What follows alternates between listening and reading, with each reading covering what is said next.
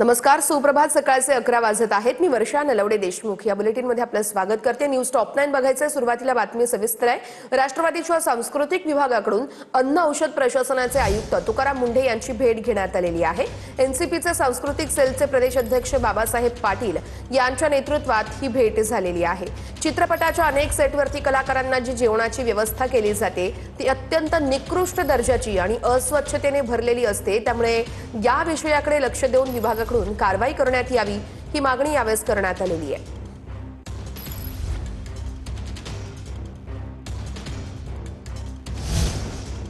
नागपूरमध्ये आरक्षण हटाव या मागणीसाठी आंदोलन केलं जाते. आरक्षण हटाव समितीच्या वतीनं नागपूरमध्ये रॅलीचं आयोजन करण्यात आलेलं आहे आणि आपण बघतोय विविध फ्लेक्स हातामध्ये घेऊन हे सगळे या ठिकाणी उपस्थित झालेले आहेत. रिझर्वेशन हटाव हे फ्लेक्स घेऊन हे सगळे तरुण या आंदोलनामध्ये सहभागी झालेले आहेत. नागपूरमध्ये आरक्षण हटाव हे आंदोलन सध्या केलं जात आहे.